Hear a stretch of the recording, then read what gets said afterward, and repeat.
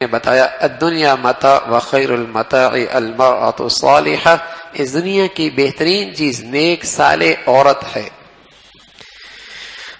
عورت اچھی تو قوم اچھی نا بھائی، عورت اچھی تو ماں اچھی، قوم اچھی، ماں کی گود بڑی یا تو قوم بڑی یا، اس لیے کہ ہر بچہ، ہر معاشرے کا فرد ماں کی گود سے ہو کے جاتا ہے۔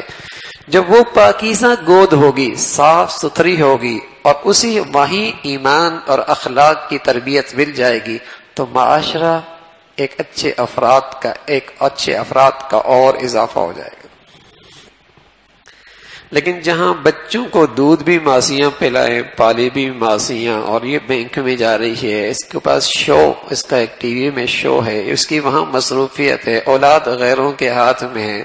تو پھر آپ سوچ سکتے ہیں معاشرے میں کیسی نسل آئے گی اور کیا معاشرہ بنے گا، آنے والا وقت کیا دیکھے گا۔ تو دونوں کی فطرت بھی الگ ہے، مزاج بھی الگ ہے، دائرہ کار بھی الگ ہے، لیکن مساوات بھی ہے، برابری بھی ہے، لیکن وہ برابری عزت میں، جان میں، مال میں برابری ہے۔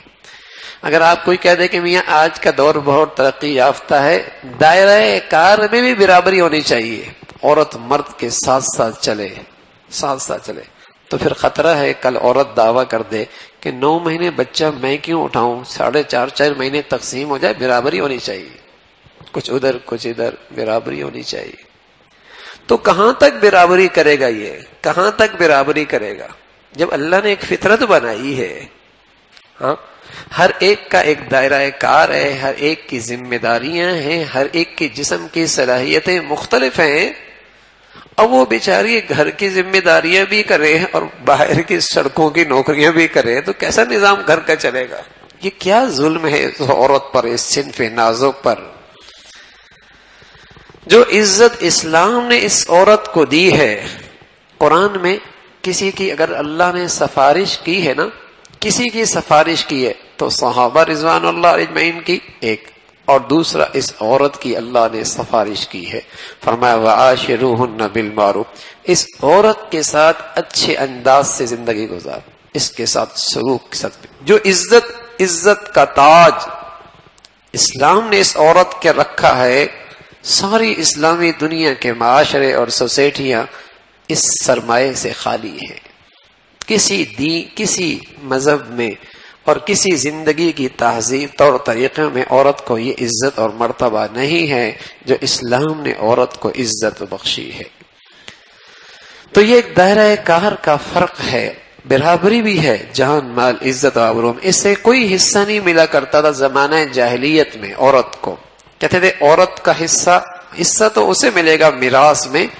جو گھوڑے پہ سوار ہو سکتا ہو، دشمن سے مٹھ بھیڑ کر سکتا ہو، تلوار لے کر دشمن پہ تان سکتا ہو،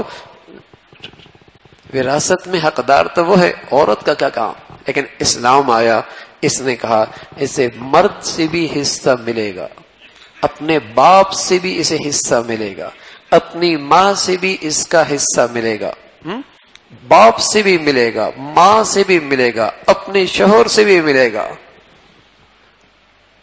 اسلام نے آ کے اس کے حصے تقسیم کر دیے، اس کو اتنے حصے ملیں گے۔ باپ اس کی تربیت کرے گا، سنبھالے گا، باپ نہ ہوا تو شوہر کے گھر چلی گئی، اس کی ذمہ داری ہے، وہ بھی چلا گیا، اولاد کی ذمہ داری ہے اس کو سنبھالنا، وہ بھی نہ ہوا، بھائی کی ذمہ داری ہے اس کو سنبھالنا، ہمیشہ اس کا کوئی نہ کوئی سرپرست بنایا ہے، ذمہ دار بنایا ہے۔ یہ عزت بخشی اسلام۔